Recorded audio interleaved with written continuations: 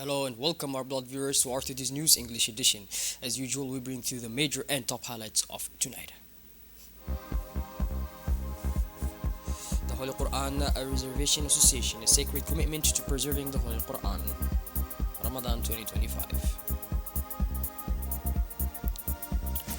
And on the international scene, over 30 UN experts accuse Israel of militarizing famine in Gaza.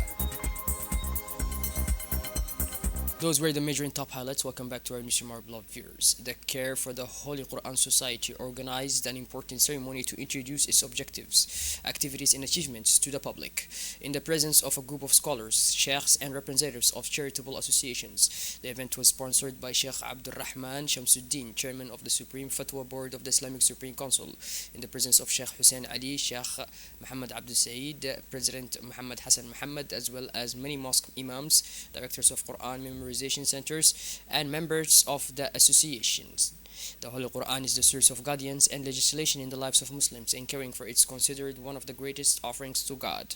From this perspective, the Association for the Care of the Holy Quran, which was officially established in 2021, took on the solemn responsibility of serving this book by rehabilitating old Qurans and binding them to preserve their texts from wear and tear, to be used again in mosques, religious centers, or even homes. Despite its young age, the association has achieved tangible achievements, binding and rehabilitating more than 4,000 Qur'ans, which has contributed to their continued circulation. The evening witnessed a documentary presentation that briefly reviewed the establishment of the association, the challenges it faced, as well as the nature of its work and the tireless efforts of young volunteers to collect old Qur'ans, bind them, and return them to beneficiaries. The occasion culminated in the distribution of rehabilitated Qur'ans to dozens of Qur'an memorization centers and mosques in the presence of the chairman of the Supreme Fatwa Board of the Islamic Supreme Council, Sheikh Abdul Rahman Shamsuddin, in the presence of the great preacher Sheikh Hussein Ali, Sheikh Muhammad Abdi Saeed, and the president of the association Mr. Muhammad Hassan Muhammad, along with many mosque imams, directors of Qur'an memorization centers, and members of the association. Despite its young age, the association has achieved tangible achievements, binding and rehabilitating more than 4,000 Qur'ans. The Holy Quran will always remain a light and guide for Muslims, and caring for it is a collective duty for the Ummah. The efforts of the Quran Care Society deserve all support and appreciation, as they embody the spirit of responsibility towards the Book of Allah. The official launch of Sustainable Urban Agriculture for Food Independence Project, an initiative supported by the Regional Council in partnership with Emily, took place on Wednesday in the conference room of the Corto Maltese Hotel. The project aims to propose concrete solutions to enhance the food capacity of local communities in the face of drought and rising prices of basic foodstuffs. The event was attended by the Vice President of the Tajara Regional Council, Mr. Abdul Umar, the Deputy Regional Director of the Ministry of Agriculture, Mr. Musa, as well as President of the Regional Branch of the Popular Rally for Progress Party, RPP, neighborhood leaders, and representatives of women communities in the districts of Tajarrah.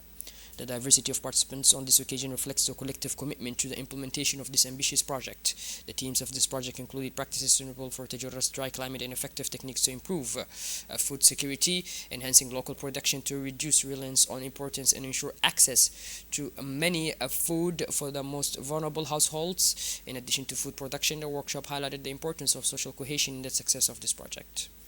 The municipality of Balbala hosted a ceremony dedicated to the distribution of sports equipment as part of the organization of Ramadan tournaments across the national territory.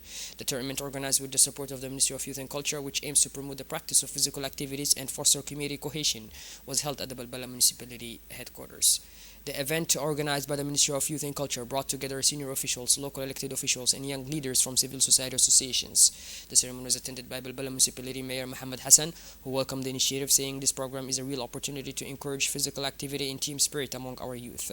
The tournaments, which will be held in around 10 locations, include community development centers and various spaces designed specifically for youth, seek to bring together a wide audience around the values of solidarity, fair play, and participation. The Ramadan tournament is a key event for Balbala's youth, symbolizing the combination of culture, sport, and innovation in the service of coexistence and participation.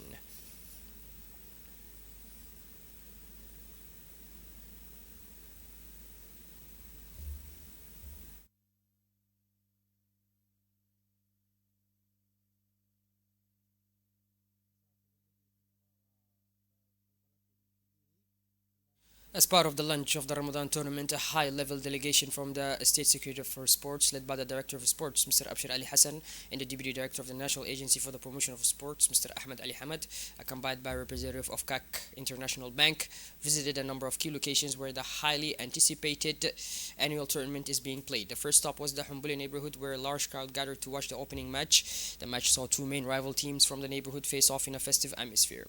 The delegation then headed to the Arhiba Peace Stadium where another match was taking place. This year's Ramadan tournament is particularly significant as it is sponsored by CAC World Bank, which is leading to support to this sporting initiative.